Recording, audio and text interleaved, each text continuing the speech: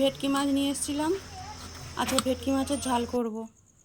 তার জন্য মাছটাকে আজকে কেটে নিলাম ভালো করে।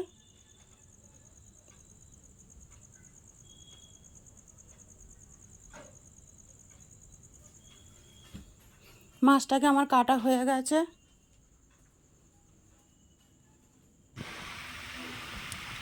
পরিষ্কার করে ধুয়ে নিয়ে এসেছি।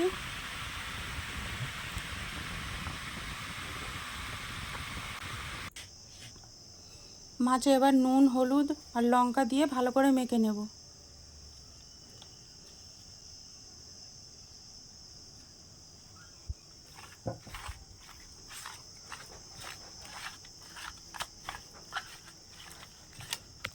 ভালো করে মাখানো হয়ে গেছে।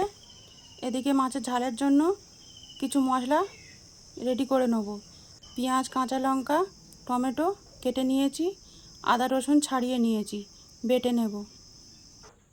এই কড়াই তেল দিয়ে দিলাম, মাছগুলোকে আমি ভেজে নেব।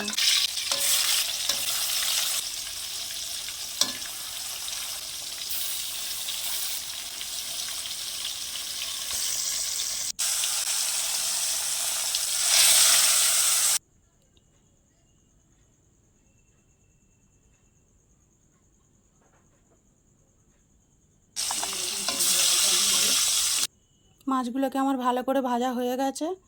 এবার ওই মাছ ভাজার তেলের মধ্যে পেঁয়াজগুলোকে দিয়ে আমার ভালো করে ভেজে তুলে নিয়েছি। ওই তেলের মধ্যে রসুন কুচি দিয়ে দিলাম। রসুনটা দিয়ে কিছুক্ষণ ভাজা ভাজা করার পর ভাজা পেঁয়াজগুলো দিয়ে দিলাম। এরপর টমেটো আর কাঁচা লঙ্কা কুচি দিয়ে দিলাম।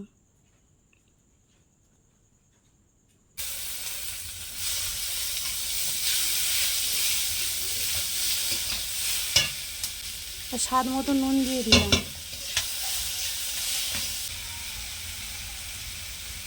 পরিমাণ মতো হলুদ দিয়ে দিলাম।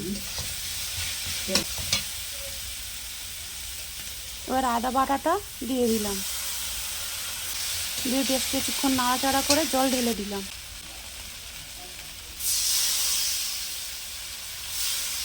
ঝোলটা ভালো করে ফুটে উঠলে মাছগুলো দিয়ে দিলাম। মাছটা দিয়ে 10 মিনিট ঢাকা দিয়ে ফুটিয়ে নিতে হবে। 10 মিনিট ফুটিয়ে নিলেই ভেটকি মাছের ঝাল রেডি। হালকা মশলায় অথচ খেতে টেস্টি।